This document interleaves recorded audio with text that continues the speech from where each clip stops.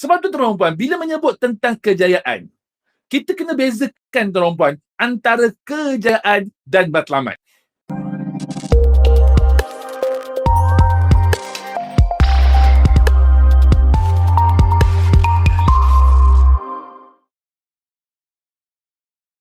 Apa maksud kejayaan bagi diri tuan-tuan dan puan-puan? Kadang-kadang tuan puan soalan ini saya akan kepada para peserta yang menghadiri program-program yang dikendalikan oleh saya. Dan kebanyakan mereka memberi jawapan kejayaan itu adalah matlamat. Kejayaan itu adalah kemampuan untuk mencapai matlamat. Bagi mereka, kalau mereka berjaya dapat RM1 juta, itu satu kejayaan. Dapat naik pangkat, itu satu kejayaan. Dapat berkahwin dengan isteri yang cantik, itu satu kejayaan. Dapat membina rumah yang besar, itu kejayaan. Dapat membeli kereta yang cantik, itu kejayaan. Tapi persoalan tuan-puan, adakah itu sebenarnya kejayaan? Saya ambil contoh tuan-puan. Kalau sekadar tuan-tuan dan puan-puan ingin dapat duit RM1 juta, ya, kita boleh katakan bahawa orang yang ada duit RM1 juta boleh nampak dan dilihat sebagai orang berjaya.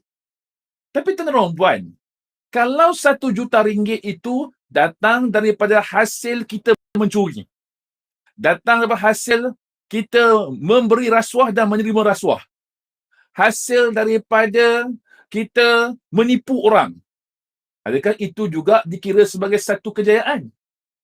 Kalau itulah satu kejayaan, mudahlah tuan-puan untuk berjaya tuan-puan. Kita jadi pencuri yang besar, buka geng yang besar, pergi mencuri rumah orang, dapat kumpul banyak duit, maka itu satu kejayaan tuan-puan. Sebab tu tuan-puan, bila menyebut tentang kejayaan ni tuan-puan, kalau sekadar kita melihat kejayaan itu adalah mencapai wang RM1 juta, itu sebagai satu kejayaan. Dapat rumah besar, itu satu kejayaan. Dapat untuk berkahwin dengan wanita cantik, itu satu kejayaan.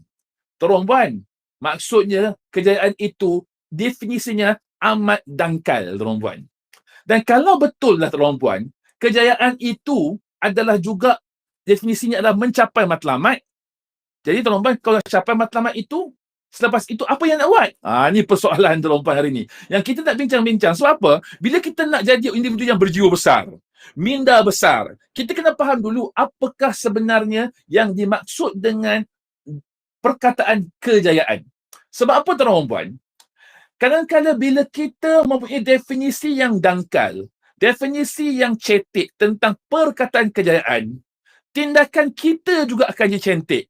Tindakan kita juga akan jadi dangkal. Sebab apa? Sebab kita dah definisikan ia seumpama itu.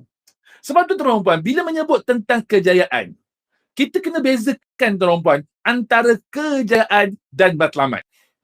Sebab apa tuan-puan? Sebab kejayaan dan matlamat ini adalah dua perkara yang berbeza. Walaupun ramai orang jadikan dia satu. Apa itu matlamat? Matlamat adalah perkara-perkara yang kita mahu capai. Yang kita mahu capai. Saya ambil contoh tuan-puan. Katalah tuan-puan, kita ni nak pergi ke satu tempat.